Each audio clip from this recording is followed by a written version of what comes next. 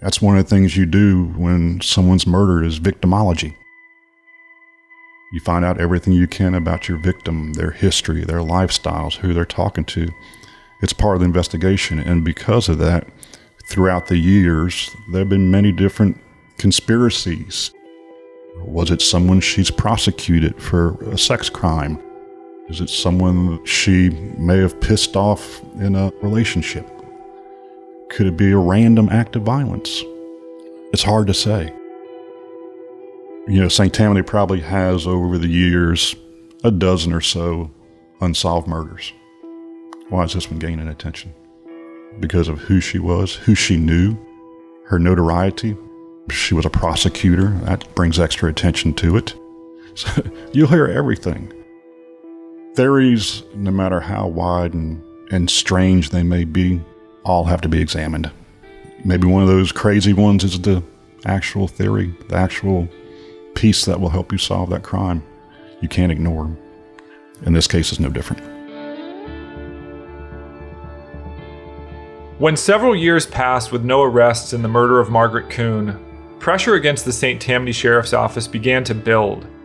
Many in the community refused to accept that the case could not be solved, and they directed their frustration at the authorities tasked with investigating Coon's death. The loudest critics included a millionaire cattle rancher, a pugnacious private investigator, and a Canadian security guard who spent years traveling the U.S. as a cartoon bloodhound. As law enforcement's enthusiasm faded, these individuals would keep the case and Margaret's memory alive.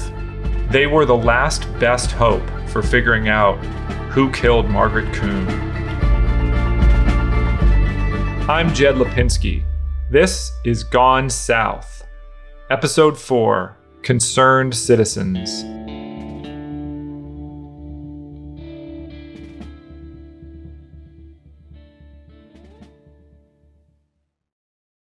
Margaret Coon was an only child, and her mother died of cancer in 1977.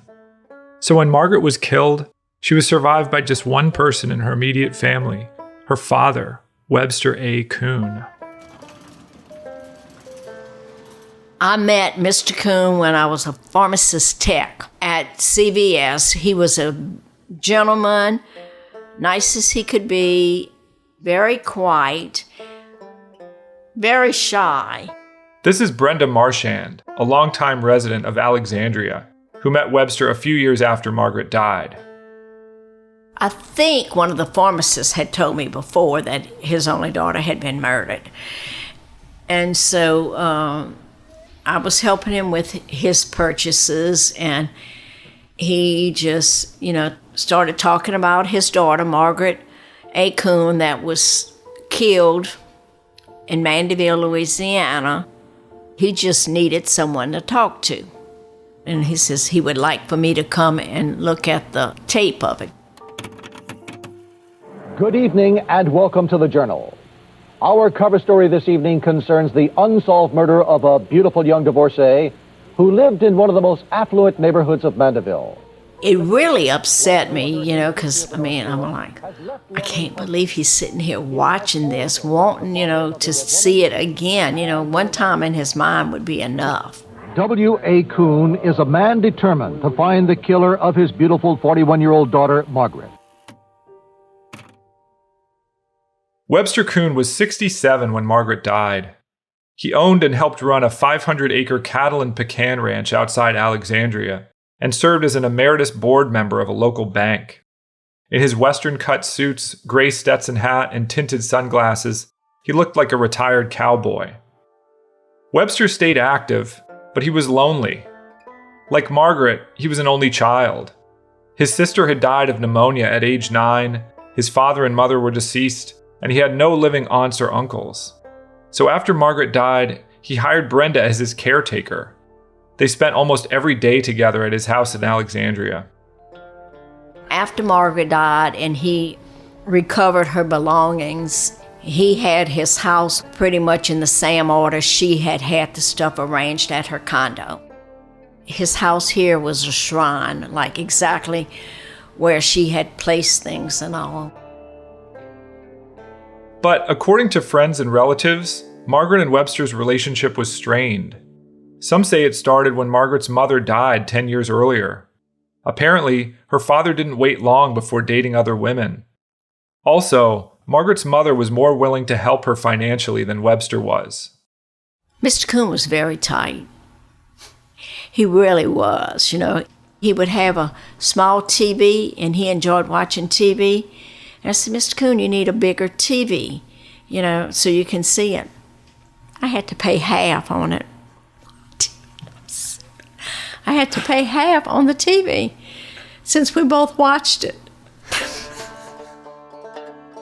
Margaret and Mr. Coon's relationship was distant, She never really came for a visit. She always contacted him when she wanted something. But after Margaret divorced Bernard Smith, she and Webster began making amends. They were talking on the phone again. Webster even helped Margaret pay for the condo in Beauchene. Mr. Coon talked about Margaret Ann just about every day. He would just say she was a beautiful girl, and he loved her, and he, hope he finds out who murdered her. He did not want to go to his grave until he found out who it was. Webster told the Baton Rouge Advocate that Margaret had a premonition of her impending death. A week before she died, she'd forced him to take a key to her new place. Webster protested, but Margaret wore him down, saying, "You never know when you'll need it, Daddy." Webster later told the Advocate, "I think she was worried about something." Webster was convinced the case could be solved. When authorities failed to make an arrest, he didn't sit on the sidelines. He made his presence known in St. Tammany. I'd talk to anybody that stands still long enough to interview them, talk to them. Y'all hear of anything? Well, I'm a man trying to find out who killed her. Her father would make a trip to Covington at least 2, maybe 3 times a month, usually on a Friday afternoon, and sometimes every weekend, and come in and check with us to see where we were, what we had going on, and were we any closer to solving her case. And you could tell he was a loving, caring father that wanted to see his daughter's case solved. That's Freddie Drennan, the former chief of detectives for the sheriff's office. He felt for Webster and says he threw all of his department's resources at the case. I think every detective I had worked on it in some fashion, shape, or form, okay? Especially running down leads and running down tips and running down things like that. We threw everything we had at it, okay? So literally everyone that I had something to do with the case at one point in time. But despite the sheriff's department's efforts, the case had reached a standstill. You try to establish a motive, and all the jewelry she was wearing, of course, it was very clear it was not robbery. Of course, you just keep looking and trying to find out, who, when, where, or what. And in this situation, we just could not establish a real clear motive. For more than a year, Webster made the 400-mile round trip to St. Tammany every week, but his trips always ended in disappointment. Over time, Webster grew frustrated by the lack of progress, so he took matters into his own hands. W.A. Coon has hired private investigator Sandra Davis full-time to search for the killer. Sandra Davis was a 43-year-old private investigator who lived near Webster in Alexandria. She'd read about Margaret's death in the paper and called Webster to offer help. Her experience was limited to divorces and personal injury claims, but Webster eagerly brought her on board. The two of them would soon become a thorn in the side of the sheriff's office. Webster wasn't the only one who suspected the sheriff's office wasn't playing it straight. Around the time he hired Sandra, another St. Tammany resident was making accusations against the department. Unlike Webster and Sandra, he was an insider. I made a gumbo for you guys today, a traditional gumbo, being down from the south here.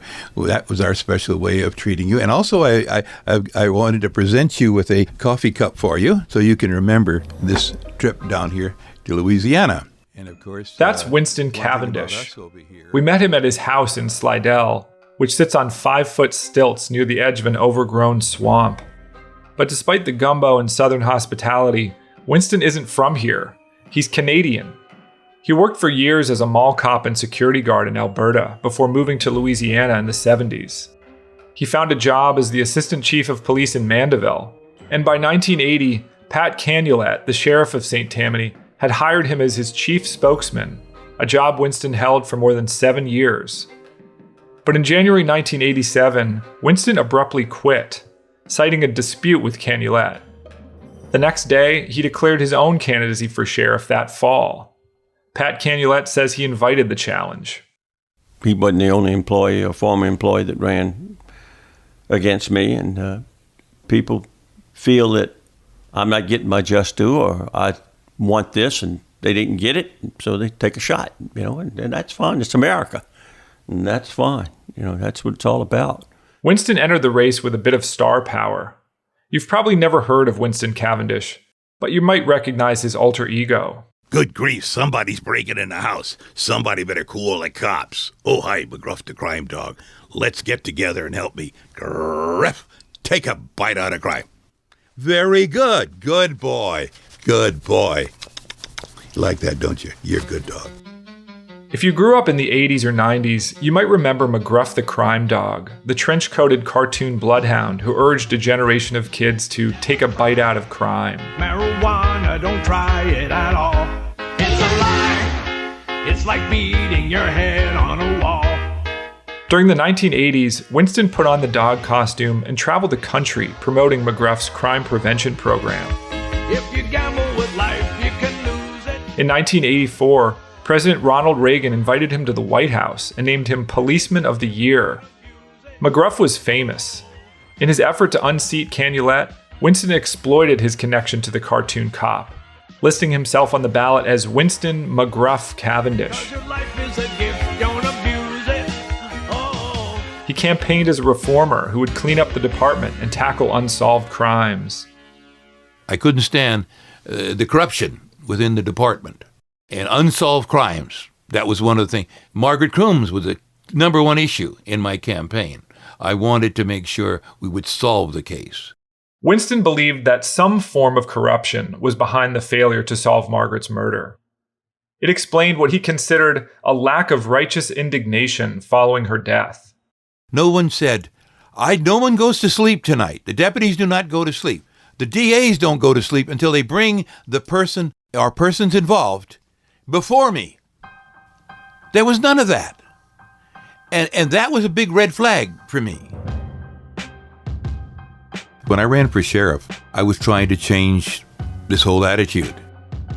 But according to Winston, his run for sheriff was met with fierce opposition. Tell me what happened when you tried to run for sheriff. Oh, they were terrible. I came out here one night, they were lighting the crosses in my yard. And I got out there with my 12-gauge shotgun. I said, you know whose house you're burning these crosses on? Yeah. That's the guy running against Pat. Winston claims one of Canulet's deputies even fired a warning shot at him one night. I'm gassing my car up at the little Highway 11 pick-a-pocket store. And I look, and there's a flash. If you've been shot at, you know what I'm talking about. Part of the gas pump was knocked away right near my face. I rolled under my car and had my .357. Came up, there was a deputy with a rifle, and I squarely on his chest to shoot. And I said, if I kill that deputy, I'll get life imprisonment. Worse yet, I'll be killed in this parish.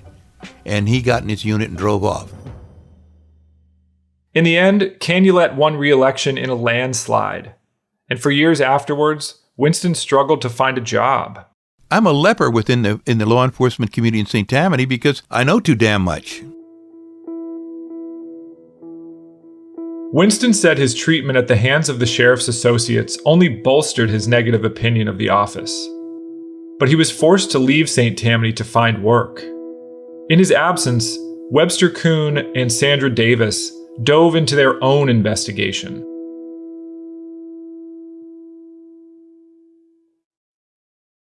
Webster Coon provided Sandra Davis with all of Margaret's correspondence and writings, in addition to whatever leads and tips he'd managed to pry from local law enforcement. Sandra was a quick study and soon became obsessed with the case. Sandra originally agreed to participate in this podcast, She seemed eager to help and sent me a stack of documents related to the case. But in June, she abruptly cut off contact. Despite our efforts, we never heard from her again. Fortunately, we recorded our initial phone calls before she disappeared. Hi, okay, can you hear me? Hello? Hello? Can you hear me? Yeah, I can hear you. Yeah, tell me what you were going to tell me. Sandra supported the detective's initial conclusions. Like them, she eliminated Margaret's ex-husband, Bernard Smith. You know, he was in Piccadilly eating. He had the receipt and had the manager verified, you know, the whole thing. She also dismissed Charles Muley. That didn't hold water from the get-go because what difference did it make to kill Margaret if it was him? They're just going to put another prosecutor on the case, you know. Sandra ruled out Jay Fagan and Fagan's wife. She described Craig Rodriguez as a, quote, nut who had delusions of grandeur. She knew investigators had a tough hill to climb, and she sympathized. They had no clue. They had no evidence. They didn't have a knife. They didn't have anything. No fingernails or fingerprints or... You basically had nothing to work with as far as evidence you could look at. But her attempts to share information with sheriff's deputies were roundly rejected. She and Detective Clark Thomas developed a mutual contempt for one another. Oh my gosh. He hated me and I hated him. Other lawmen wrote her off as an amateur, or what one reporter called an inexperienced kibitzer. Basically, 99% of the sheriff's department, at any place that you go, you are not qualified, amateur. Just an amateur trying to investigate into the sheriff's department's business.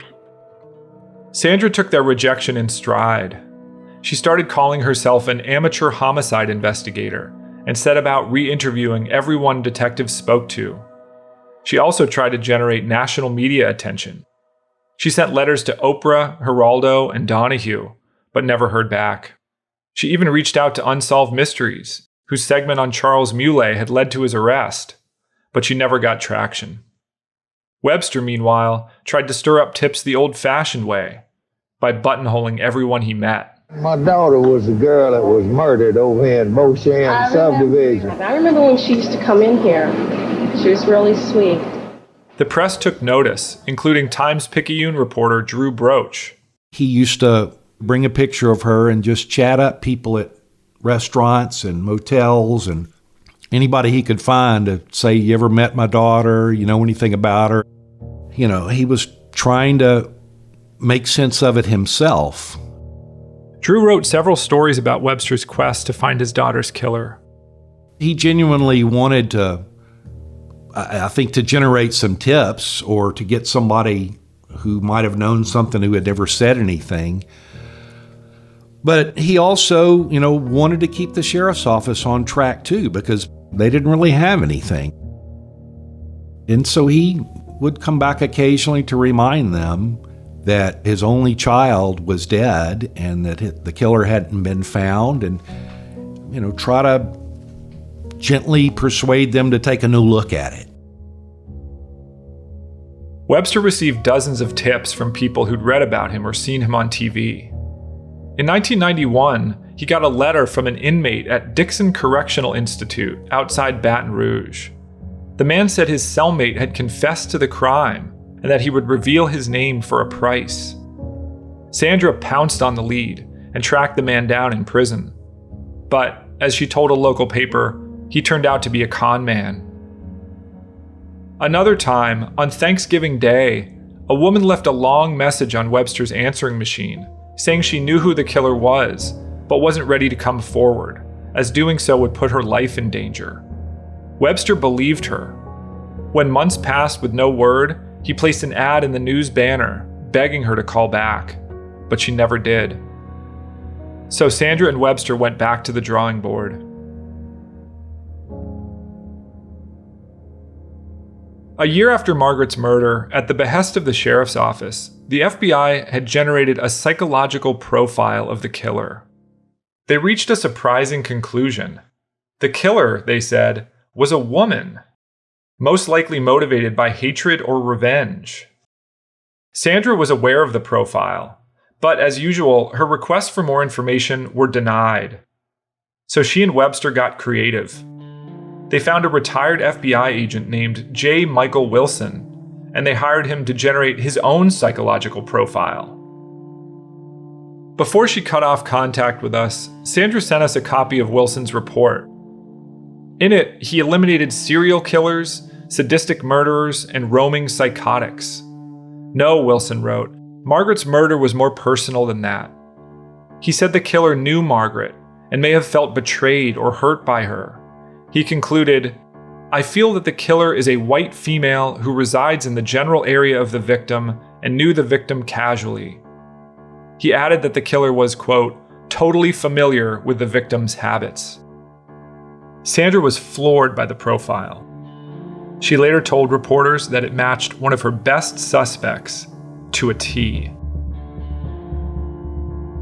One of Webster and Sandra's best investigative tools was Margaret's diary.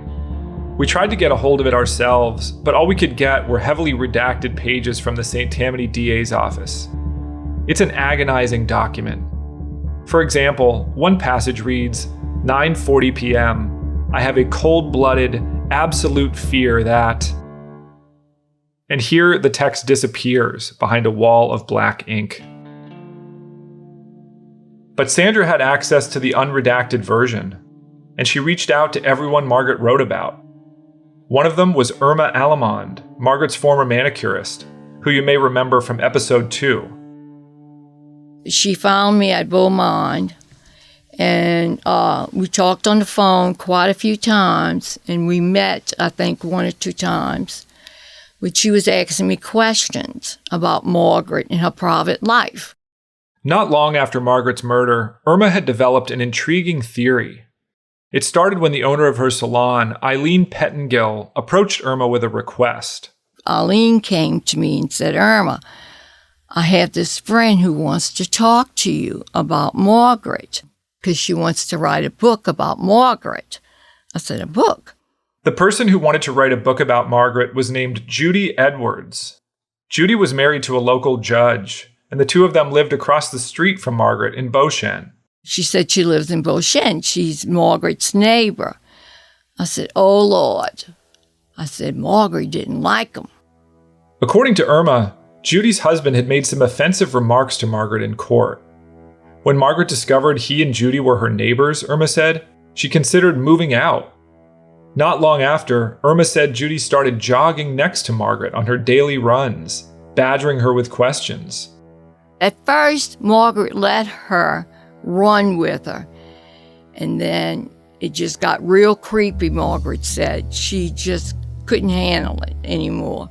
She would go different ways and stuff and say, no, I'm not going running today, I'm going shopping.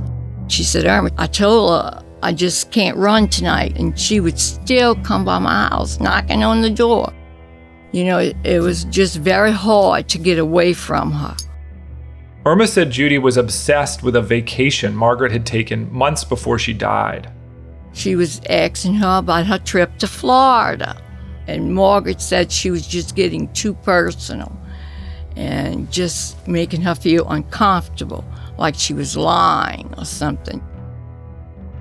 One afternoon, Irma drove to Beauchene to meet with Judy and discuss her book idea. When she arrived, she said Judy began grilling her about Margaret's recent trip to Florida. I said, yes. I said, Margaret went to Florida to meet somebody. I said, she went with her boyfriend. I told her, I said, she had a boyfriend. And she said, a boyfriend? I said, yes. I said, he's a dentist in Mandeville. Very well respected. He's recently divorced. She said, well, I don't believe that. I think her and my husband was having an affair. I said, Judy, I said, I hate to tell you this, but I'm going to tell you the truth. I'm the kind of person that tells you, if you need a haircut, go get your haircut. You need it. I said, I'm going to tell you, Margaret is not having an affair with your husband. I said, when she seen you and the judge on the steps of their condo, and she was going into her condo, she almost died. She said, Irma, I can't live next door to this man. She couldn't stand him. And I said, Judy, she hated him. She said, no way. That was just a disguise. Judy refused to believe Irma, but she eventually got back to the book. Her judge husband had procured police files and autopsy photos for her, and Judy laid them out on the table. She said, when you're a judge's wife, you can get anything. And I got it because I needed to write this book. She said, I have the pictures, I have the blood work, I have everything about how she was stabbed, the measurements, everything of the knife. I said, oh. I said, okay. She said, you sure you don't want to see those pictures? No. I said, I don't think so. I said, I want to remember Margaret the way I saw her the last time. I said, I don't need to see her pictures of her being dead. As they sat there looking at photos of Margaret's dead body, something bizarre happened. Margaret's Afghan hound, Charlene, suddenly walked into the room. Irma froze. Apparently, Judy had offered to take the dog after Margaret died. For the rest of the visit, Charlene, the only eyewitness to the crime, sat silently between them. And that dog never left my side. I said, it gave me the willies. And I was petting her, and she would look at me. And I told Judy, I said, Judy, I said, I wish this dog could talk, if only she could speak, because she knows who killed Margaret. She said, oh yeah, I'm sure she does. Irma was deeply troubled by the Judy Edwards visit, but she kept it to herself until Sandra Davis called a year or so later. As Irma described her disturbing encounter with Judy and how she'd supposedly hassled Margaret before her death, Sandra listened in amazement. I told her the whole thing about Judy, and she said, Irma, think back all the questions that she asked you and about how she brought up those pictures. Why would she get all that information from the coroner's office to write a book when she knows damn well she wasn't writing no book? She said she wanted to refresh her memory. That's what murderers do. They gloat over their kill or whatever. And she said, Irma, you know, Judy was mad at Margaret because she accused Margaret of being with her husband. Sandra told Irma that 2 FBI profiles suggested the killer was a woman. The second one, which she and Webster had commissioned, matched Irma's description of Judy almost perfectly. It led them to believe Judy was the killer. We both came to the same conclusion, that Judy went looking for Margaret, and she brought a knife, maybe to threaten her or something, and they argued, and I think she stabbed Margaret out of jealousy.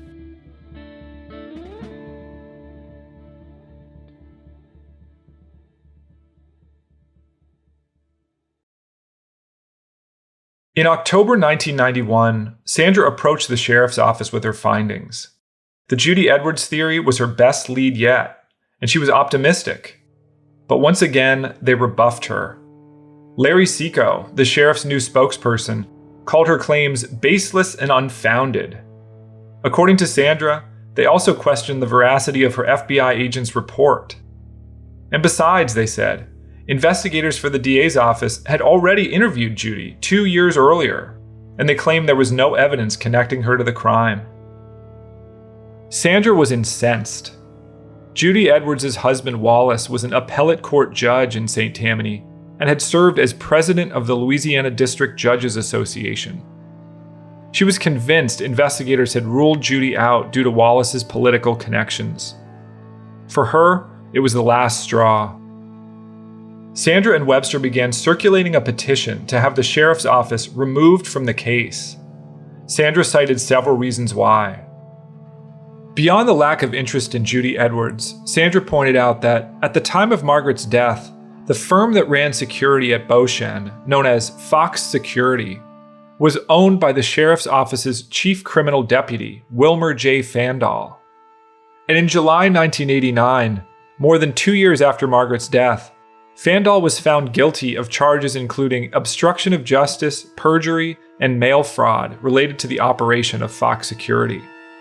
He was later sentenced to 18 months in federal prison. In Sandra's eyes, the fact that a top sheriff's deputy was running Beauchene security when Coon was killed could have influenced the course of the investigation and posed a blatant conflict of interest. And that wasn't all. Fox Security claimed to keep track of every non-resident who came in and out of Beauchene. But according to Sandra and others we spoke to, Fox security guards rarely did that. This is how Tim Lentz, the former deputy, described it. You're supposed to give identification. They're supposed to log down your license plate number if you're not a resident. All the residents had little stickers on their windshields. And they don't have a log of who's going in and out of the subdivision that night. Imagine what a valuable piece of information that would be to investigators to know a license plate number or a driver's license number of those who entered during the time that Margaret was killed. That didn't exist. Webster and Sandra laid out these and other grievances in their petition. Local media ate it up. But the sheriff's office fired back. They argued that Fandal was only an administrator and had nothing to do with the Coon case. And once again, they questioned Sandra's qualifications as an investigator. Sheriff's officials we spoke with resented Sandra's accusations. Former Sheriff Pat Canulet said his office did the best they could despite a crushing lack of resources. When I'm telling you we had nothing, we had nothing. We had a 38-man jail that we had 70 or 80 prisoners in. And you're paying guys $7,000, $7,500 a year to do it. We didn't have any high-efficiency radio systems. There was no security cameras. Come on. This is gumshoe. We didn't have any DNA. We didn't have any computers. That's tough. If a bad guy doesn't talk or somebody has some knowledge of it, it's really hard to solve a homicide. Freddie Drennan, the former chief of detectives, said he took Margaret's case personally. I always took these cases very personal. I felt it was my responsibility to solve it. Believe me, my team, my guys, we worked hard. We tried to do the best we could do with the resources we had. And listen, let me say this, turn everything off. Sure. Freddie was offended by the idea that he didn't do everything possible to find Margaret's killer. Once we turned the recorders back on, he elaborated. Jed, I don't know that you can really grasp what I'm about to say, but, when we have homicide cases like this, we don't work them, we live them. We literally live those cases. It's not a light switch. You can't just flip it off when you go home. I live these cases. I live them over and over and over again. You don't know how I wish many times that I could just flip my brain off and forget about them, but you don't. Sometimes that load gets really, really, really heavy, and Margaret's case is one that will haunt me as long as I live, along with other cases, that we were unable to solve. I just hope and pray that some of those cases get solved before I'm gone.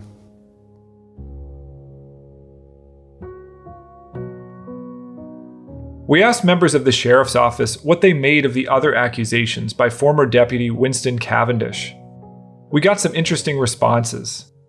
The consensus seemed to be that Winston was a good guy, but ultimately unreliable and a bit of a fabulist. Winston liked to portray himself as the ultimate crime fighter, they said, the embodiment of his alter ego, McGruff. But former Chief Deputy Wallace Laird said that wasn't entirely accurate. He was sworn in as a deputy, yeah, but he had authorities to arrest and all of that, but I don't know that he ever arrested anybody. He didn't do police work. Winston also claimed that he helped invent McGruff the crime dog. But in truth, the concept was developed by a Madison Avenue ad agency, and a New Orleans cop named John Isbell coined the name. As for whether a sheriff's deputy ever fired a gun at Winston, well, Wallace Laird doubts it. I think that's just a lot of bull. He again, he's got an imagination that is unbelievable. But he dreamed a lot. I mean, he really did, and I don't think any of those things happened. As for Webster and Sandra's efforts, the state attorney general eventually assigned one of his investigators to the case, but nothing ever came of it. By then, Sandra was burned out. She told a reporter, "I never want to touch another homicide investigation as long as I live," calling them too emotionally draining. We never got a chance to ask Sandra what happened next, but Webster's caretaker, Brenda Marchand, said she and Webster had a falling out. Brenda claimed Webster had paid Sandra around $200,000 and put her up in his house, but she did little to repay the favor. In Sandra's absence, Webster forged on, continuing to search for Margaret's killer. As his health declined, Brenda Marchand took to driving him to St. Tammany and back. Every February, we would make a trip to Mandeville to see if they had any leads in the murder of Margaret. He did not lose hope on hoping they would find whoever murdered his only child. For years, Webster's trips and the news articles that resulted were the only things keeping the case alive. Occasionally, the DA or the sheriff put a new investigator on it, hoping they might turn something up, but they never did. They would just say they haven't found out any new information or anything like that. Mr. Coon knew he wouldn't be able to make any more trips to Mandeville. He was in a wheelchair. And he just said, I'll die not knowing what happened. Webster A. Coon died in August 2005, a week before Hurricane Katrina made landfall in New Orleans. The Times-Picayune marked the occasion with a story titled, "Mystery Outlives Victim's Father." Tim Lentz remembers meeting Webster in his last days. You always feel for the families, but especially him. His days were numbered.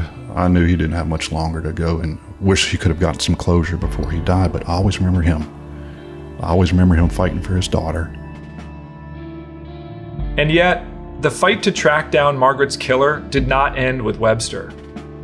In the years after his death, the myth of Margaret Coon would only grow as reporters and a new generation of investigators, frustrated by the lack of evidence and leads, examined every facet of Margaret's personal life. As it turned out, there was a side to Margaret that was unknown to even her closest colleagues, friends, and family. A lot of Margaret's personal life had been overlooked in this investigation. Not only does no one know who killed Margaret, but no one seems to have really known Margaret. They were fast, furious, alcohol-fueled, and trying to live the high life. Yeah, I would say Margaret had at least 9 lives. But not so much 9 lives that she kept surviving from a failure, but 9 lives that she lived simultaneously. Margaret left a string of jilted lovers, both male and female, in her wake for years. She had a habit of really breaking people's hearts. If you have tips or information that you'd like to share related to the unsolved murder of Margaret Coon or other relevant topics, you can call us at 650-746-GONE or email us at gonesouthpodcast@gmail.com. Thank you for listening to Gone South, a direction and production of C13 Originals, a Cadence 13 company. Executive produced by Chris Corcoran of Cadence 13, along with John Liebman, Ken Lee, and Jared Shear. Written and narrated by me, Jed Lipinski. Directed by Lloyd Lockridge. Produced by Tom Lipinski. Edited by Alistair Sherman, with assistant editing by Molly Nugent. Research and production support by Ian Mont and Paige Heimson. Recording and engineering by Bob Tabador, Bill Schultz, and Sean Cherry. And mixed and mastered by Chris Basil. Original music written and performed by Casey Wayne McAllister. Production consulting by Skip Sewell. Marketing and publicity by Brian Swarth, Moira Curran, Hilary Schuff, and Josephina Francis. Cadence 13 is an Audacy company.